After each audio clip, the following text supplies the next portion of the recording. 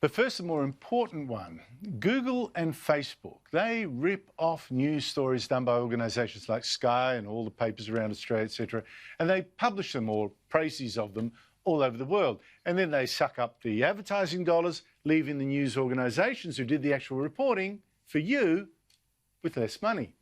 You may have noticed, in fact, how many journalists in this country have had to be sacked even long before the coronavirus came along.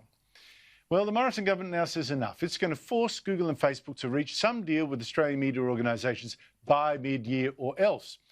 Joining me is Michael Miller, Executive Chairman of News Corp and therefore my boss here at Sky, as well as my boss at the Herald Sun. It's my boss everywhere. Michael Miller, thank you so much indeed for joining me. How is Google ripping off news companies here? They're 2 decades now, and they are 2 decades old. They've been, their business has really been built on the back of drawing eyeballs to their sites, eyeballs driven by news content. And that some of the most searched terms relate to current events, to news, news and information that at a local level, information and journalism, which Australian companies pay for. And they generate, but they're not remunerated for. And so I think the time has come, and the federal government has caught time on it, that in the next 3 months, laws will be written and enacted in the 3 months' time for us to see those 2 companies, Google and Facebook, pay for the content they use and profit from. But, when they put on the, Google News a link to say a story by me, all right, there's a paragraph or 2, and then there's a link that you have to go and hopefully, subscribe to get to read the rest. Don't we benefit from that arrangement? No, we don't. It's Google that benefits from that arrangement.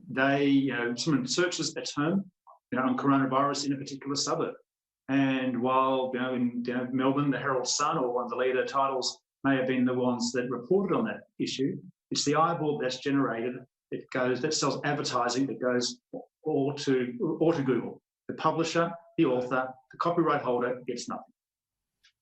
Now, suddenly you've got my attention dramatically. Why should Australians care, though? I care, you care. Why should Australians care? Well, Australians should care that there's an irony in the current moment that we're seeing Australian news more in demand than ever. We are living through a very different time, and that not only do we want to know what's happening globally, but particularly want to know what's happening locally at our beaches, at our parks, in our schools, what's happening in different governments, what different councils, and what's happening in our sports. This is all the local content that Australians are looking for, and it's advertising. In our case, the majority of our revenue comes from advertising, and that when that advertising gets siphoned off, gets taken by Google, and we don't get remunerated for the content that people search for when they search an AFL club, looking for the impact of how their players are coping during this period of time. They search, they end up at the Herald Sun, but the snippet that they read, that revenue is driving an eyeball, which generates revenue for Google. Now, the trouble is, Google did become a $1 trillion company by playing nice with anyone at all.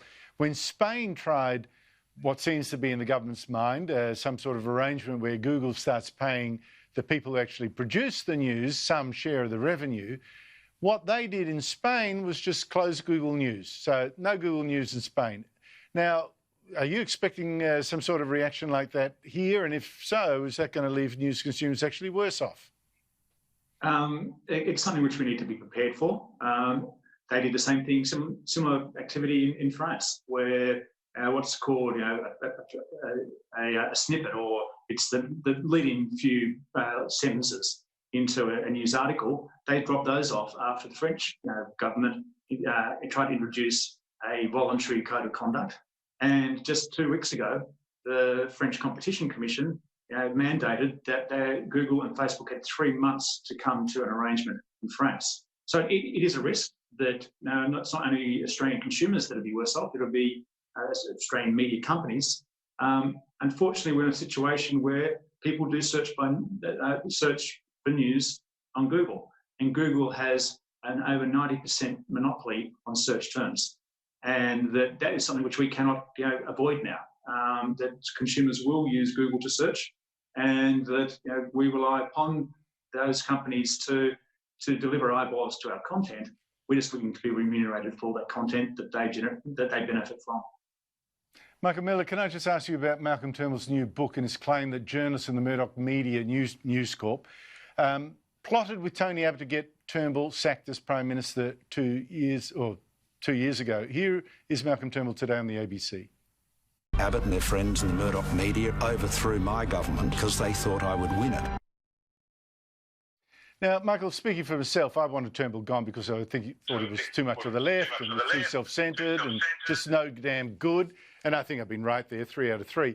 But speaking as the boss, what's your view of Malcolm Turnbull's conspiracy theory? Malcolm's open to his own theories and his own views on how he left Parliament. I think we've given Malcolm's book plenty of publicity in the past few days. All right, I'll try one more, Michael. I mean, for heaven's sake, this is an interview with a news guy. You're not giving me a dramatic answer for our papers. In this book, Malcolm Turnbull also betrays private conversations with Rupert Murdoch, or for all I know, he makes them up. Did that trouble you?